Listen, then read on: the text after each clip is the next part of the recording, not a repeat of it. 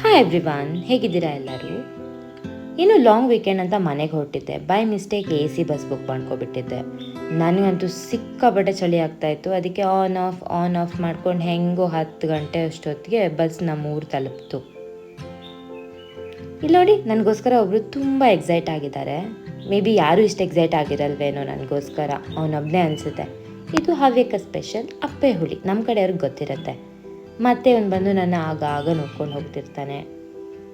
ಇವಳು ಯಾರು ಗೊತ್ತಾ? ಇವಳು ನಮ್ಮನೆ ಪುಟ್ಕರು ದುರ್ಗಿ. ನನಗಂತೂ ಮನೆಗೆ ಬಂದರೆ ಒಳ್ಳೆ ಟೈಮ್ ಪಾಸ್ ಆಗುತ್ತಪ್ಪ.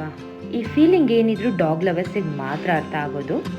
ನಾನು ನಿನ್ನೆ ಮಾವಿನ ಹಣ್ಣಿನ ಕತೆ ಅರ್ಧಕ್ಕೆ ನಿಲ್ಲಿಸಿದ್ದೆ.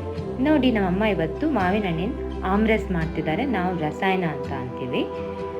ಅದು ಮತ್ತು ಪೂರಿ ಕಾಂಬಿನೇಷನ್ ನನ್ನ ಫೇವ್ರೆಟ್. ನಾನು ಇದೆಲ್ಲ ಮನೆಗೆ ಬಂದಾಗ ಮಾತ್ರ ಮಾಡಿಸ್ಕೊಳಕ್ಕಾಗೋದು, ಯಾಕಂದರೆ ನನಗೆ ಬ್ಯಾಂಗ್ಳೂರಲ್ಲಿ PGಯಲ್ಲಿ ಇದನ್ನೆಲ್ಲ ಕೊಡಲ್ಲ.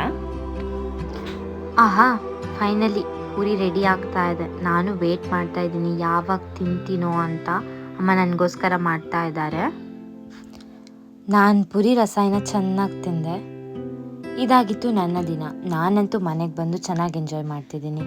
ಮತ್ತೆ ನಾಳೆ ನೆಕ್ಸ್ಟ್ ವಿಡಿಯೋದಲ್ಲಿ ಸಿಗ್ತೀನಿ. ಅಲ್ಲಿವರೆಗೂ ಗುಡ್ ನೈಟ್, ಬಾಯ್ ಬಾಯ್.